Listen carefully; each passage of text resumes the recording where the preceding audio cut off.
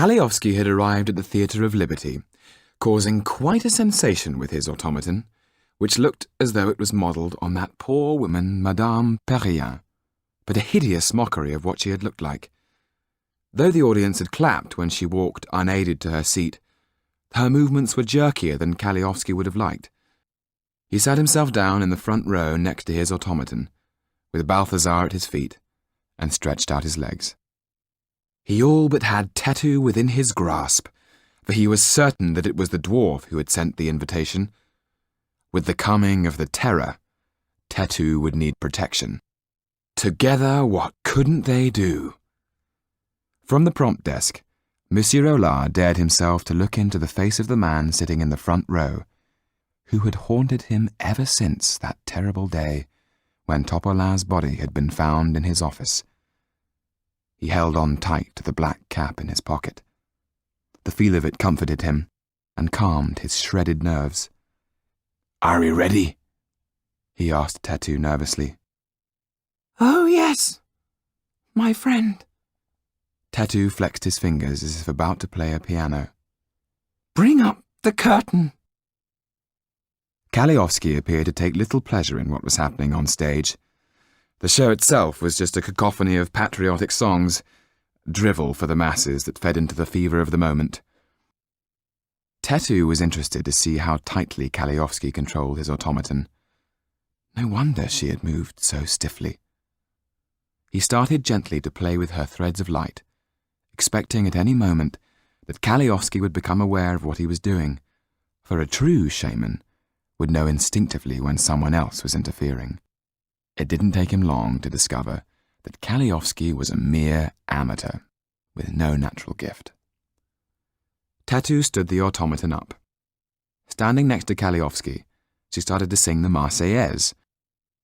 In the flicker of the oil lamps, the audience and the actors on stage were taken aback by this creature and her ethereal voice.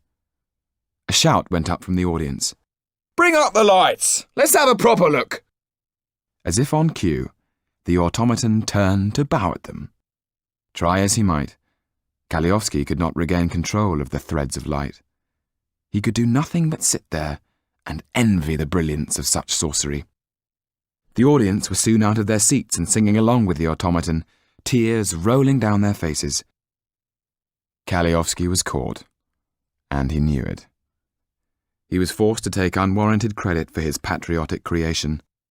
By the time the curtain came down, the applause was deafening. He was unable to leave his seat, as members of the audience came to stare at the automaton and ask him questions about it. He hissed to one of his henchmen, "Fetch me the theatre manager." Monsieur Rollard had refused to be hurried down the gangway, no matter how many times the henchman prodded him in the back.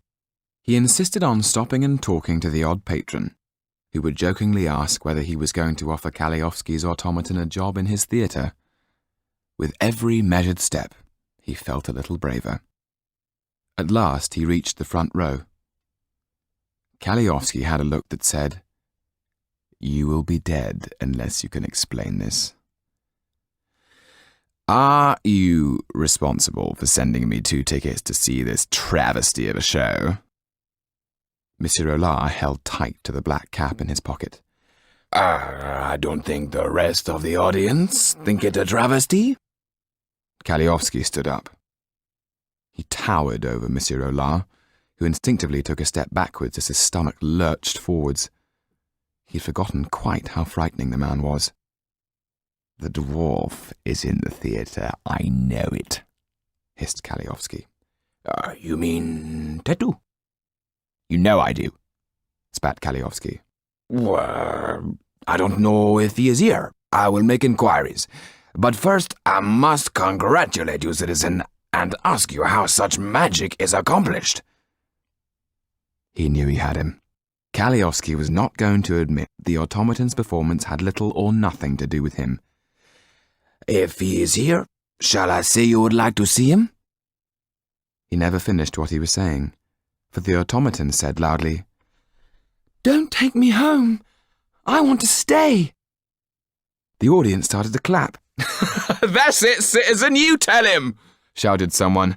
"Sing us some more songs." "If you wish, said the automaton. Kaliowski shot a murderous look at the theatre manager.